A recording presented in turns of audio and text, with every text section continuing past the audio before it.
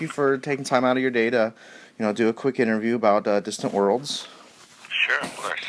I'll be Um, happy to. Thank you. I definitely appreciate it. So just right off the bat, what is it about the music of Final Fantasy that fans keep packing symphony halls around the world for? Well, I think there's two, two or three basic answers that go into this formula. I've conducted a lot of music of other video game series, and some tremendously popular ones, newer ones, and some of the older games as well. Halo, World of Warcraft, Super Mario. I mean, you name it. And I've conducted it kind of all over the world. The difference with Final Fantasy fans, this may be, so far, the only video game series that I've run into where the fans are so equally devoted to the music of the series. Not independently from the game, but the fact is that they are fans of the music. Most of the other video games like, just things like World of Warcraft or Halo or things like that are kind of a single shooter, main heroic theme or anthem, main titles kind of thing. Yeah. And then the gameplay itself doesn't very often have tremendously memorable music going on while you're, shooting up whatever you're shooting up, or whatever the action is in the game. So not all games are that way, but a lot of them are. So I think that's one thing, is that they're actually independently fans of the music of the series. And secondly, one thing that led to them being fans of the music was that when Final Fantasy was hatched in December of 1987, it was a role-playing game, and role-playing games mean multiple characters and that you're actually assuming the role of the character, and as such, you're hearing your theme, because Nobuo Uematsu started way back in 1987 writing leitmotifs, like individual themes for every single character, identifiable, and these themes keep going as long as you're with it, you're that character. He also wrote themes for new worlds and environments, airship themes, important battles or important journeys or love relationships. All of these things have their own music. And the music is, over the series, brought back sometimes, certain famous themes, in some of the newer remakes of the games, or just newer versions of the games. And there are certain common musical themes that stretch all 28, 29 years of Final Fantasy. Things like Chocobo, or the Chocobo theme, for instance, or the Mogul theme, or certain battles come back in different versions later in the series. So I think all of this tends to build this huge fan devotion to the music, and that's rather different than many, many other video game series. Sorry for the long answer. Oh, no. Those are the main factors, I think, that contribute. And it's because Uematsu chose at the beginning to write that way. A third reason would be his writing style in particular is very much about melody and structure first. Okay. And I think that is something that all the great classical composers, all the great rock composers, all the songsmiths throughout history always went down that path of let's have melody and structure first. And I think that that's why a lot of the Final Fantasy music is regarded as classic. And it kind of set the benchmark for video game music in general. He was doing things way back when he only had an 8-bit console, computer chip to play things. He was doing things like writing an opera within just a computer chip playing it. I mean, he couldn't record the human voice to sing it, but he still had opera in Final Fantasy VI. And it's very clearly opera, and now all those things are orchestrated, and we perform them live. So, of course, when it went to 16-bit, then he was one of the very first to include recordings of music for the accompaniment of the games, to go with the game soundtrack. So Final Fantasy has been at the forefront of the music elements for video games for a long time. All right, yeah, no, definitely, I agree. They were doing amazing things in those early days, and a lot of people still cherish that music. Yes, definitely. Right. With such a large library of music, what's the process of choosing what makes it into the performance? That's difficult. I mean, that's kind of one of the things that I agonize over for every single concert. There's a little triumvirate that kind of works on choosing the music between myself, AWR, and Nobuo Uematsu and Square Enix. They let me do most of the decisions about the repertoire for most of the concerts. But on certain critical concerts like 25th anniversary or Journey of 100 concerts that we did in Tokyo and Osaka, or next year we'll have the 30th anniversary concerts. Those are quite a collaboration between those three elements, Nobuo Uematsu and Square Enix and myself. And it's also a collaboration with some of the other composers that work on the series. Yoko Shimomura is the composer of the upcoming release of Final Fantasy 15. I've worked with her on other concerts as well, and so she will certainly be a major part of the 30th anniversary concerts. We'll definitely be showcasing some new Final Fantasy 15 material. And all the other composers, Sakimoto from 12, Mizuta from 11, Hamauzu 13, Soken in 14 has contributed a lot. So all the other composers we do play material from the entire series. And, the decision making is tough. But I mean, getting into, fine-tuning it a little bit to answer your question, we look at whether we've played at a particular city or venue or territory before. That's one part of the decision. We look at whether we're returning or we're there for the first time. Secondly, how great of an orchestra do we have? How great of a chorus do we have? Do we have any soloists, official soloists that we can bring in, or composers that will be joining us? All of these things are factors in deciding what material we're going to have. I mean, obviously, if we have Sakimoto coming in, then we'll want to play some pieces from 12, particularly. I mean, we play them anyhow, but we'll focus a little bit more on that. Same thing with 11 or 13 with each of those composers, and 14 and 15 as well. Okay. So those are factors as well. Then the other thing is, overall, I'm looking to balance the classics, the ones that every Final Fantasy fan wants to hear, and some of those are very hard not to perform. things like Xanarkand or One Winged Angel. We consider those two kind of, they must be in every concert. There are some other things that we like to feature. I mean, it's so much fun to do the Chocobo themes, and it's such a nice counterpoint to some of the more dramatic pieces that we always want to include that, but we're always writing new arrangements of the many different versions of the Chocobo theme that are out there. Techno de Chocobo, Swing de Chocobo, Samba de Chocobo, Ukulele de Chocobo. I mean, there's all kinds of, there must be 50 or 100 different versions of it throughout the series, and so there's lots to choose from and to work on. So these are some of the things that we think about when we're constructing concerts in new locations, or we're coming back to a location that we've played before. I look at what we did last time. I look at what the newest releases are.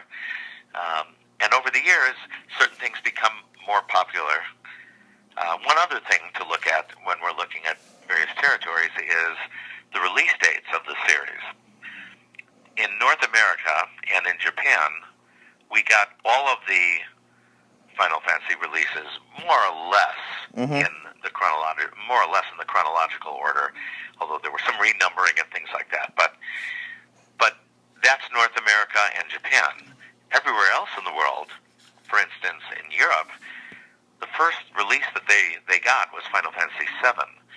And so when you go to Europe, 7 and later are much more massively popular than the first earlier versions, 1 through 6. Similar things happen in Australia, similar things in certain areas of Asia, although some of the earlier versions are very popular in Asia as well, but they tend to want to have the latest versions of things, the Gotcha. newer versions. Okay. So each territory is different as well. You touched on Final Fantasy 15, so that brings me to the question of when a new game does come out, does music get included into the performance right away, or do you give it a couple months so people get, just spend some time with the game before they see it live, or how does that work? Well, the funny thing about that is that, it's a mixed bag. Sometimes, in the case of 15, because this has been going on for so long, we actually requested music from 15 easily 6 months ago from Square Enix, and of course they said no, we can't do anything until the actual release after September 30th. And now, of course, it's been delayed. You must have seen the Yes. news, right? Yeah, which is very typical for video game releases, anyhow. But yes, I try to work ahead and ask them. So in 2017. On our scheduled concerts, which one will be the first one that I can start performing Final Fantasy 15 music, and they still don't want to commit to that yet. So I'm afraid that I'm probably not going to have the music of 15 included until, sometime in 2017, but I don't know when. We have concerts in January, February, and all the way through the end of the year, because we're planning the 30th anniversary concerts right now. So it's certainly possible that we will be able to start playing 15 by the beginning of 2017, but we'll see. Okay. That's about the best I can do. There are other times when we are involved with some of the scores. For instance, we've recorded with Susan Calloway some of the main themes from 14 and some of the new versions. And when we do that, they tend to be a little easier about allowing us to start performing it sooner. The main theme from 14 being Answers, or Dragon Song, which was one of the next versions. There are also cases where the composer of the particular game can help in pushing Square Enix to allow something. Certainly we'll probably be able to do Final Fantasy 15 trailers, in a lot of our concerts. And that's always fun to do, but a lot of these have been out in the public for a long time, so it's not really new. Perhaps they can give us a new trailer for our concerts, but the reality is that we want to perform the music live. And frankly, Square Enix wants us to as well. Working with Square Enix, it's a very bureaucratic and administrative process. Highly bureaucratic. If you can just think outside of the box of all the decision making that has to happen every time a new image is used, or a new piece of video, or scheduling a new piece. They have to go to each of the individual teams from each of the games and talk to them about, they want to use this image on their flyer next to that image. Is that okay? Oh, wow. So it just is a very big process all the time, and that's why we have to get started early on all those kinds of decisions. So, but we're excited about 15 coming down the pike. We're also really excited about the Final Fantasy VII Remake. That will be coming up, and who knows when. I thought maybe 2017, but with the delays with the release of 15, who knows? Yeah, Their 30th anniversary as well coming up at the end of the year. Maybe they can get it done by then. Who knows? I don't know. but we were delighted that they were choosing some of our recordings for some of the trailers. For instance, the opening bombing mission from Final Fantasy VII. This is from our own Distant Worlds recordings. Oh, okay. We were really honored that they're using that track, and we hope to do more with them.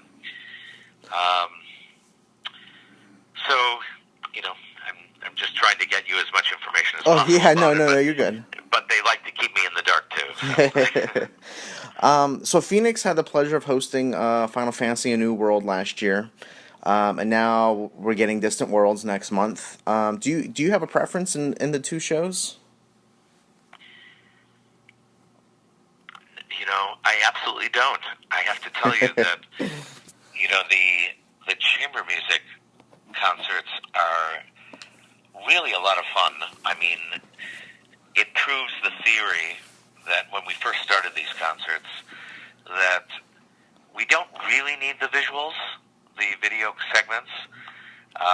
It's wonderful eye candy, but the fans of Final Fantasy are fans of the music of Final Fantasy, and they really are perfectly fine with hearing the music. As a matter of fact, we get some fans that write in that think that the video segments are annoying. They really just want to hear the music, So, honestly, it's a lot of fun in Distant Worlds because it's such a massive production. Over 100 musicians on stage, with a lot of variety of styles. The music of Final Fantasy covers a lot of different styles, from swing to rock, to opera, to oratorio, all kinds of different styles that are covered, and that comes from Nobu himself, that he's a fan of all those styles. Celtic, Renaissance, any number of influences, and Sure. They're all there in the Final Fantasy library. And right now in Distant Worlds we have well over 140 scores that we perform, and we rotate them, of course, again, depending on the decisions. What are the newest scores? What are the classics? But we also have at least 40 or 50 scores for A New World now, and we're looking right now at, we already have Distant Worlds 1, 2, and 3 recordings, and I think maybe Distant Worlds 3 might have been my favorite one. So we're looking at Distant Worlds 4 right at this moment, with an eye on the 30th anniversary, and we're also looking at A New World 2, because there's so much more music. We can never run out of music. No, I don't think so. Which is quite a luxury, So. All right, and then last one before I let you go. So it's probably unfair to ask which song is your favorite, but so generally what song gets the biggest reaction from the audience? Yeah, Nobu and I get asked that question all the time. What's your favorite? And it's not possible. I thought it might be possible if you start narrowing it down to what's your favorite battle theme, or what's your favorite character theme, or main theme. But even that is too difficult, frankly. In terms of the biggest crowd reactions, fan reactions when we perform them, certainly those big two that I mentioned, Xanarkand and One Winged Angel, are overwhelming responses. There's others too. It's very strange. To be expected, some of the biggest title, which is Final Fantasy VII, there's many pieces of music in there that everyone falls in love with. In North America, there's a huge amount of fans of 6. So there are great fans of the opera and of Dancing Mad and those pieces from 6. From 7, we see everyone crying during the playing of Aerith's theme. We see great reaction cheers with the opening bombing mission with Man with the Machine Gun. That was 8, sorry. And La Very Fatale from 8 is another big classic that we love to play. But I mean, I guess within each version of the game, I could give you the ones that are some of the most popular. We've started playing Hymn of the Faith from 10, and which is a very haunting, beautiful melody, and that's very popular. In 9, we've started playing some new pieces that Nobu and I have wanted to play for a long time, like Roses of May or Festival of the Hunts. We've started adding new scores from 7 that are very popular. People write into us asking for it all the time, like Cosmo Canyon and Genova Complete from 7. And what else? In 14, we love playing Answers. We love, I don't know. There's so many of them. 13, Blinded by Light, and The Promise, of course. The two big themes from 13 are very popular. We have some other ones we like to play as well. With 11, Bonadil Marches. With 12, Dalmaska Estersand is very popular. Also, Kiss Me Goodbye. Some of the songs actually are quite popular. Oh, okay. Like Eyes on Me from 8. Melodies of Life from 9. Suteki Dane from 10, very popular.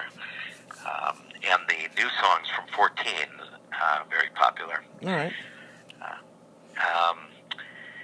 In the early games, those are kind of fun. I mean, it's some of these old themes that go way back, like Town, and again, it's fun to examine all the Chocobo and Mogul themes all the way throughout the series. Yeah. Those are always fun, and the fans always react to all of them. So I don't know. There's an awful lot of highlights. We're thinking right now. What are the new pieces that we want to do for the 30th anniversary concerts, which is the end of 2017. All kinds of things, airship medleys. We're thinking about all these things right now, okay. And which will be the most exciting. So, anyhow, those are some of the things we're thinking about. Awesome. Well, I'm very partial to 4. So more 4 the better. Yeah, so. Yeah. Battle with the Four Fiends has become a real. It's one of my personal favorites. And of course, Theme of Love from 4. There's many other pieces of music from 4 that we love. I know Nobu loves that as well, and he'd like to do more of that. We've been doing some of the new pieces we've been doing from 5, the main theme, as well as Dear Friends. And there's a couple of other ones too. What's that one we do in A New World? There's a great one from 9, Danger in the Forest. Oh, okay. From 9, fantastic piece. There's another one from 5. Oh yeah, Home Sweet Home from Final Fantasy 5. And some of these are ones again that Nobu himself really wanted us to play. So we're happy that we're able to do those. So. All right, well, Mr. Roth, I definitely appreciate your time. Yeah, we'll see you in Phoenix. Yeah. Yep. I will be there next month, so can't wait to check it out. And again, thank you for your time, and all the best of luck. No, thank you. We'll look for you there. All right, thanks.